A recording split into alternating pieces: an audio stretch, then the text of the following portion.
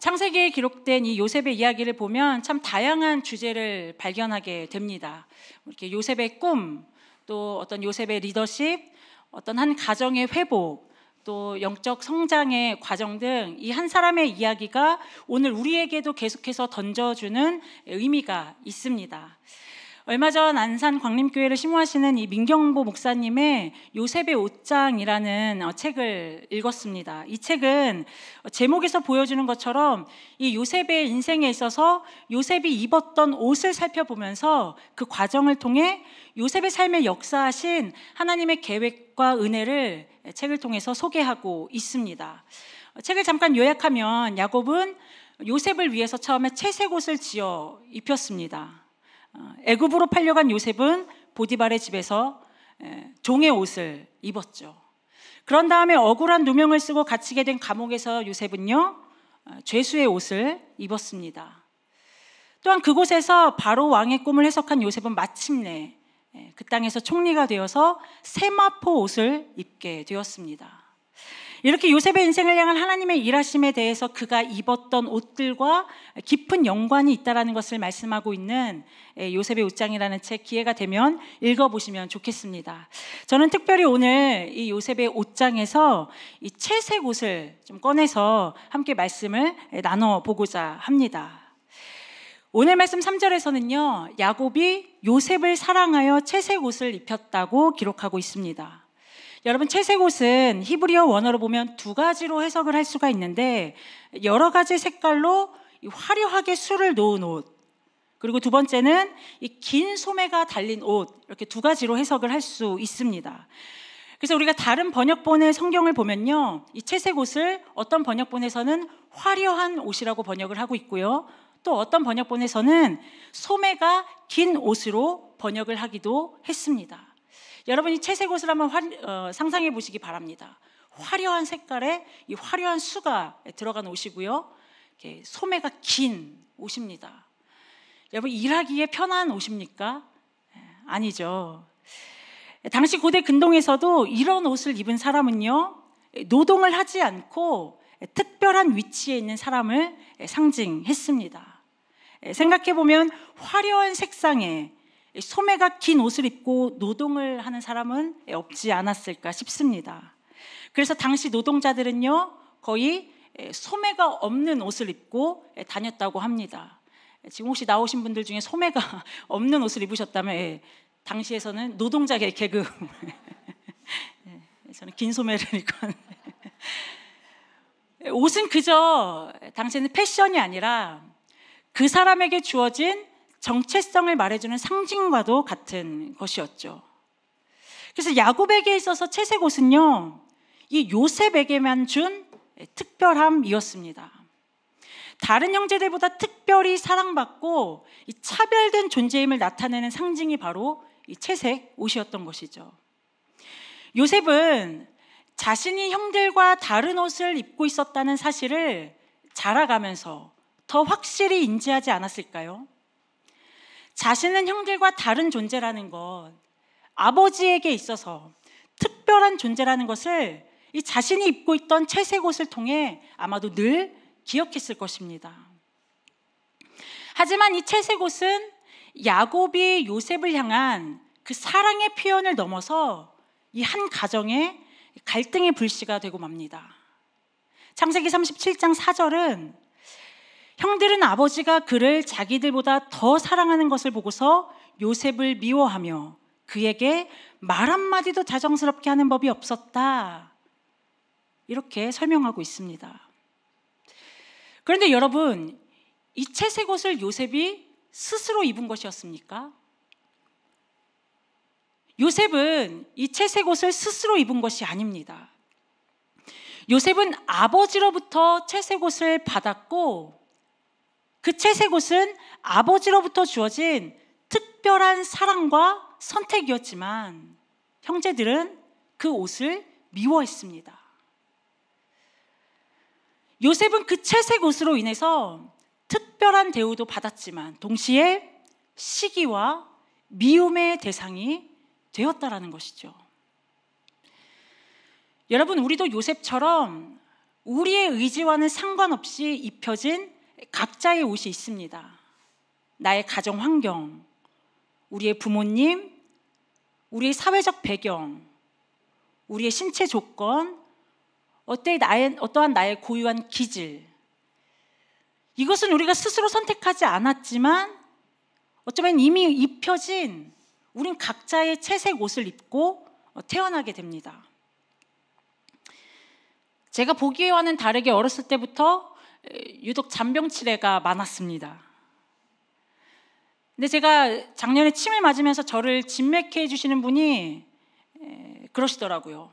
제 몸은 태어날 때부터 약하게 태어나는 사람이 있는데 그런 사람이 저라면서, 약하게 태어나는 건, 그로 인해서 아픈 건 누구의 잘못도 아니라고, 그러니까 태어나기를 그렇게 태어난 거라고 말을 해주시더라고요.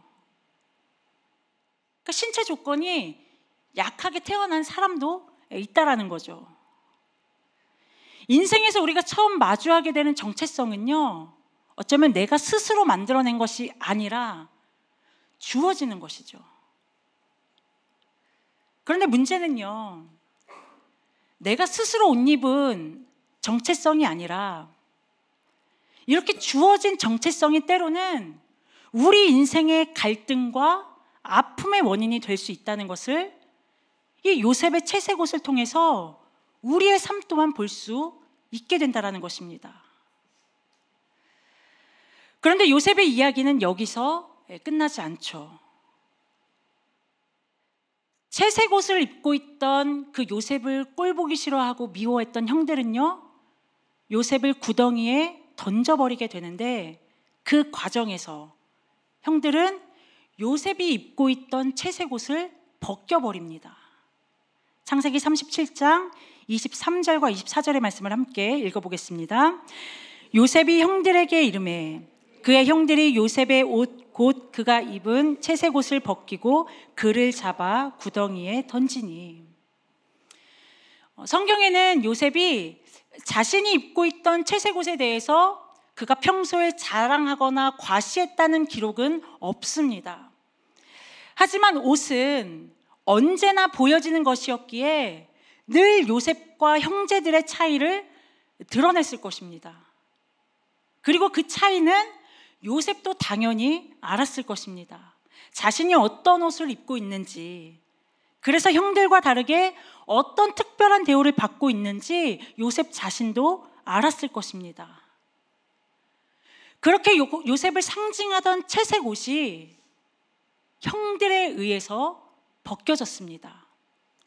아버지에 의해서 입혀졌던 그 채색 옷이 형들에 의해서 벗겨졌다라는 것이죠. 채색 옷이 벗겨진 요셉의 인생은 어떻게 되죠? 그야말로 버려진 인생, 팔려간 인생이 되어버렸습니다. 아버지의 특별한 사랑을 받는 아들이었지만 옷이 벗겨진 후에 요셉의 인생은 하루아침에 종이 되었고 또 억울하게 감옥에 갇히는 죄수가 되었습니다. 어쩌면 이것은 채색 옷을 입고 있었던 요셉의 인생에 있어서 그의 정체성이 완전히 무너졌다라고 평가해도 과언이 아닐 것입니다. 이때 요셉의 심정이 어떠했는지 기록되지는 않았지만 자신을 증명하던 채색 옷을 잃어버리고 노예로 팔려간 이집트에서 이방의 종이라는 그 낯선 정체성을 옷 입게 되었을 때 여러분, 요셉은 매 순간 도대체 나는 누구인지, 이제 앞으로 내 인생은 도대체 어떻게 되는 것인지, 도대체 나는 뭔가, 이런 질문을 수백 번도 더 하지 않았을까요? 우리도 요셉처럼 인생에서 우리의 정체성이 흔들리고 무너져 내리는 순간을 경험합니다. 우리의 삶도 들여다보면 내가 스스로 선택하지 않았지만 나에게 이미 입혀진 정체성으로 인해 세상에서 오해받기도 하고 미움을 받고 그로 인해 그것이 내 인생의 고난이 되기도 하고 또 그것 때문에 혼란스러운 인생의 시간을 보낼 때가 있습니다.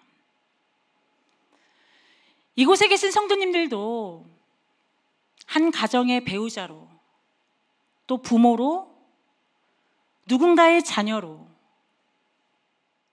한 회사의 직장인으로 또 교회의 목회자로 우리는 다 주어진 옷을 입고 살아갑니다. 또 이 세상은 그 옷이 오늘 우리를 규정합니다. 그런데 어느 날 인생에서 내가 입은 그 옷이 벗겨지는 경험, 정체성이 흔들리는 경험하는 그 순간 우리는 이런 질문 앞에 서게 되죠. 나는 누구인가? 나는 지금 무엇을 향해 가고 있는가? 부모와 자녀 관계에서 불화나 갈등으로 가정의 위기가 올 때, 이 정도면 좋은 직장인으로 살았던 것 같은데, 꽤 괜찮은 사람이라 여겼는데 계획하지 않은 실패와 좌절을 맛볼 때, 그것으로 내 인생이 흔들릴 때, 여러분 특별히 사람과 사람 사이의 갈등과 오해로 이 관계가 깨지는 경험은요, 우리 인생의 정체성을 흔들어버리는 큰 파장을 불러오기도 합니다. 이만하면 좋은 배우자, 이 정도면 좋은 부모, 이 정도면 좋은 리더라는 옷을 입고 살았는데 어느 날 그러한 정체성의 옷에 벗겨지는 일을 경험하는 순간 우리는 나는 누구인가? 그러한 질문 앞에 서게 된다라는 것이죠. 저는 높은 뜻 푸른 교회에서 박미영 목사로서 사역할 수 있는 것이 얼마나 감사하고 영광인지 모릅니다. 제가 교회를 오가면서 성도님들이 저의 이름을 불러주시고 진짜 예쁘다 해주시면 진짜 예쁜 줄 알고 그게 저의 기쁨이 되기도 합니다. 그런데 제가 박미영 목사로서 굉장히 불편한 장소가 있습니다. 바로 저희 친정 동네입니다. 저희 친정 동네 20km 반경으로 제 이름 석자를 모르시는 분들이 거의 없습니다. 그 동네 가면 제가 예수님 믿고 변화된 것도 놀랍지만 제가 목사된 것은 그 동네에서는 더 기적입니다. 제가 친정 동네 가면 사실 저는 미영이가 더 편합니다. 아니 그냥 미영이로 존재하고 싶습니다. 왜냐하면 그 동네에서는 저의 역사가 다 생생하게 살아있기 때문입니다. 저도 기억 못하는 저의 과거가 그분들에게는 아주 생생하게 다 살아있어서 그 동네 가면 목사 박미영이라는 옷을 도저히 입을 수 없는 그 부끄러운 과거가 살아있는 곳이 바로 저의 친정이죠. 그 과거가 궁금하신 분은 따로 찾아와 주시기 바랍니다. 그 친정에서는 목사라는 정체성은 날마다 저에게 무너지는 곳이기도 하지만 사실 엊그저께도 제가 친정에 다녀왔지만 친정에만 가면 목사 박미영이라는 이 타이틀이 무장해제가 되어서 이 자연인 박미영으로 돌아가려는 그 흔들림이 늘 도사리고 있는 곳이 또 그 장소이기도 합니다. 우리가 살아가는 세상은 우리가 입은 옷을 기준으로 우리의 정체성을 규정합니다. 그 옷은 학력이 될 수도 있고요, 우리가 가진 재산, 외모, 배경이 될 수 있겠죠. 이 채색 옷이 벗겨진 요셉의 인생은 노예로 팔려 보디발의 집에서 종의 옷을 입게 되었고 또 그 종이라는 신분으로 인해서 억울하게 감옥까지 가서 죄수가 되어버렸습니다. 이렇게 세상은 우리가 입은 옷, 우리가 가진 배경, 우리가 가진 것으로 그 정체성을 규정합니다. 그렇기 때문에 세상은 우리에게 여러 옷을 입히려 합니다. 성공과 외모, 재산의 옷을 입히려 할 때 많은 사람들은 그 옷을 입고 그 옷으로 나의 정체성으로 삼고 싶어 합니다. 더 좋은 조건이 나오면 그 조건에 맞는 옷을 입고 싶은 마음이 여러분 솔직히 우리에게 있습니다. 왜냐하면 우리에게는 더 좋은 채색 옷을 갈망하는 결핍과 그 연약함이 있기 때문입니다. 그렇다면 오늘 요셉의 이야기를 통해 하나님께서 우리에게 하시고자 하는 말씀은 무엇일까요? 요셉은 아버지로부터 채색 옷을 받았지만 형제들은 그것을 미워하여 그 옷을 벗기고 요셉을 구덩이에 던져버리는, 하루아침에 요셉의 인생은 그러한 인생이 되었습니다. 그런데 성경은요, 사랑받는 아들에서 하루아침에 팔려간 그 노예가 되어버린 요셉의 인생에 대해서 이 일이 하나님이 하신 일이라고 말하지 않습니다. 우리 창세기 45장 5절 말씀을 함께 읽겠습니다.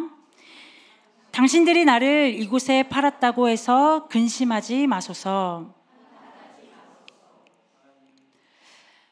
사랑받는 아들이라는 정체성의 상징이었던 채색 옷을 벗긴 것은요, 형제들의 미움과 그 마음이 장성하여 죄가 만들어낸 일이었습니다. 우리가 요셉의 이야기를 통해서 발견해야 할 중요한 진리는요, 하나님은 요셉의 인생에 일어난 일, 형제들의 죄로 인해 벌어진 그 인생에 이해할 수 없는 참혹한 고난의 한복판에서 요셉의 인생을 버리지 않으셨다는 사실입니다. 창세기 39장 2절은 여호와께서 요셉과 함께 하심으로 그가 형통하였더라 라고 말씀합니다. 요셉이 입고 있던 채색 옷은 벗겨졌지만 하나님의 함께 하심은 벗겨지지 않았습니다. 요셉이 입고 있던 채색 옷은 사라졌지만 요셉의 인생을 향한 하나님의 손은 사라지지 않고 여전히 요셉과 함께 하셨습니다. 여러분, 이것이 우리가 붙잡아야 할 진짜 정체성입니다. 세상은 우리에게 여러 옷을 입히려고 합니다. 그 세상의 여러 기준들의 옷을 바라보며 우리는 그 옷을 갈망하기도 하고 부러워하기도 하고 옷 입고 싶어하는 마음이 우리에게 있습니다. 그러나 오늘 요셉의 인생을 통해 우리에게 말씀하는 것은요, 그러한 옷은 언제든지 벗겨지고 무너질 수 있다는 것이죠. 요셉의 채색 옷이 벗겨지는 과정을 통해 발견하게 되는 것은 세상의 정체성, 세상의 옷은 언제든 인간의 죄로, 우리가 예기치 못한 상황과 환경으로 인해 흔들리고 사라질 수 있다는 것입니다. 그러나 중요한 것은요, 요셉의 그 옷이 벗겨졌을 때에도 여러분, 요셉의 인생은 보호받았고 그의 인생은 지켜졌습니다. 어떻게요? 여호와께서 요셉과 함께 하심으로 그가 형통하였습니다. 요셉의 진짜 정체성은 채색 옷에 있는 것이 아니라 하나님이 함께 하신다는 그 사실에 있었기 때문입니다. 여러분, 요셉의 정체성을 정의한 것은 그가 입고 있던 옷이 아니라, 보디발의 집에서도 그가 입고 있었던 노예의 옷이 아니라, 죄수의 신분으로 죄수의 옷을 입고 있었던 그의 옷이 아니라, 총리의 신분으로 그가 입고 있었던 세마포의 옷이 아니라, 그의 정체성을 정의한 것은 요셉을 떠나지 않으신 하나님과의 관계였습니다. 요셉의 채색 옷은 아름답고 특별한 옷이었지만 언제든 어떤 상황에서든 벗겨질 수 있었습니다. 그러나 하나님이 요셉과 함께 하심은 결코 벗겨지지 않았습니다. 그렇기 때문에 요셉은 그의 옷이 벗겨져도 하나님이 함께 하심으로 말미암아 그의 인생은 어떠한 고난과 어떠한 실패 앞에서도 그의 인생은 다시 세워졌습니다. 그리고 오늘 저와 성도님들은 이 요셉보다 더 분명한 약속을 받았습니다. 우리 갈라디아서 3장 27절을 함께 읽겠습니다. 누구든지 그리스도와 합하여 세례를 받는 자는 그리스도로 옷 입었느니라. 아멘. 바울은 우리가 그리스도 자체를 우리의 정체성으로 옷 입었다고 선포하고 있습니다. 우리는 그리스도로 옷 입은 자라는 약속을 받은 사람들입니다. 믿으십니까? 그렇기 때문에 세상이 주는 옷, 어떤 성공이나 조건, 외모나 성취가 우리의 옷이 될 수 없습니다. 우리의 참된 옷은 그리스도이십니다.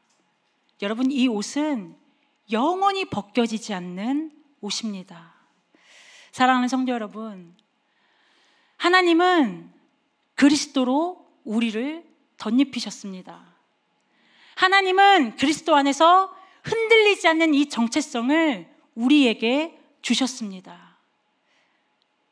사람의 인정과 세상의 기준에 맞추려 했던 옷을 내려놓고 하나님의 은혜와 사랑 안에서 우리 자신을 발견하는 은혜가 있기를 소망합니다. 혹시 우리 안에 오늘도 우리가 좋아 보이는 채색 옷, 내 안에 끊임없이 갈망하는 채색 옷이 있었다면 그 다음 없는 하나님의 은혜로 말미암아 그 하나님의 사랑 안에서 그 채색 옷이 아닌 그리스도로 옷 입어 그 사랑 안에서 우리의 자신을 발견하는 그 은혜가 꼭 우리 안에 있기를 소망합니다. 여러분, 그것이 바로 그리스도로 옷 입는 것입니다. 우리가 붙잡고 있었던 채색 옷이 있다면, 우리가 사람의 인정이나 세상의 기준을 따라가려 했던 마음이 있다면 그것에서 벗어나 오직 그리스도로 옷 입어 자유와 참된 정체성 가운데 살아가는 그 은혜가 있으시기를 축복합니다.